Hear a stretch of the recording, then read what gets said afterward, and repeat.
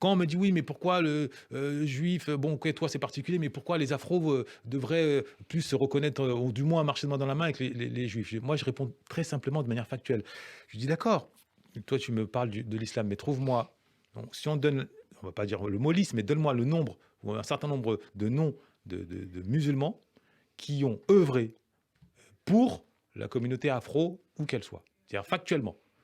Moi, je peux te citer, donc j'ai dit Abraham Herzl, je peux te citer Abel Miropol, l'auteur de la Ouais. lettre, de la chanson, Strange Food de Billie Holiday. Je peux te citer, Mervyn Herskovitz, très important, Melvin Dershowitz, 1er sociologue qui s'est intéressé à la question afro-américaine et qui a publié en 1955 The Myth of the Negro, ouvrage qui a été repris par Martin Luther King. Donc voilà, il y a Mmh. cette réalité-là, cette utilité-là, cet apport-là de certains juifs à l'émancipation, à la cause afro est indiscutable. L'ennui, c'est qu'en France, on l'entend peu et il faut bien dire que l'affaire Dieudonné n'a pas aidé à ce qu'on l'entende davantage. Justement, j'allais parler de Dieudonné, Kémy Séba, hein, ce sont ces idéologues, voilà, qui prônent toutes ces idées. La Ligue de défense noire africaine également qui vient d'être dissoute par le gouvernement, qui, appelait au déboulonnage de statuts, la cancel culture. Bon alors ça c'est un autre sujet. Mmh. Est-ce qu'ils jouent eux véritablement tous ces personnages sur, cette victimisation aussi, cette auto-victimisation, cette concurrence victimaire? On a vu que Dieudonné en a fait,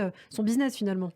Alors, clairement, est-ce que ce sont tous des idéologues? Je pense que beaucoup sont juste des perroquets de cette idéologie, Ouais. venant des États-Unis, ça c'est la première chose. Surtout le dernier, le leader de la LDNA, il n'a écrit aucun ouvrage, donc on ne peut pas qualifier d'idéologue. Kémy Séba encore, c'est discutable. Ouais.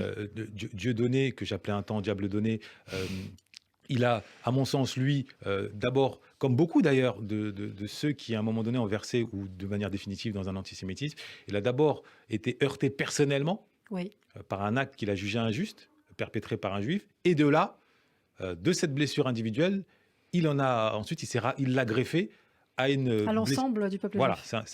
c'est un peu ce qu'on observe quand on regarde les Goebbels.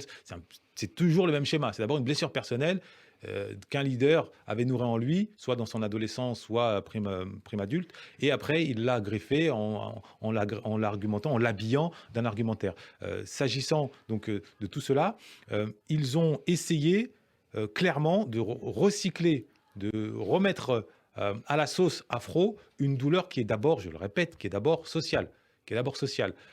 C'est parce que vous vivez au 15e étage sans ascenseur où ça sent la pisse, si je puis dire, pardonnez-moi l'expression, Ouais. que vous êtes réceptif à un discours victimaire, mais qui n'est pas propre aux Noirs ou aux Arabes, qui est propre à la classe populaire en France, depuis la Révolution française, depuis les sans-culottes, où l'élite est perçue comme l'ennemi. C'est la fuite du roi à Varennes. Donc ça, c'est les gilets, et jusqu'aux gilets jaunes. C'est ce logiciel-là qui est très français, qui est accentué par un athéisme et qui est traduit par Mmh. la phrase de Jean-Paul Sartre, hein, l'enfer c'est les autres. C'est très français. Donc cette victimisation, oui, elle est très française, elle est décuplée dans la classe populaire et dans la classe arabo-musulmane, si je Oui. puis dire, arabo-musulmane et afro, elle est omniprésente puisqu'ils sont globalement les derniers sur l'échelle sociale.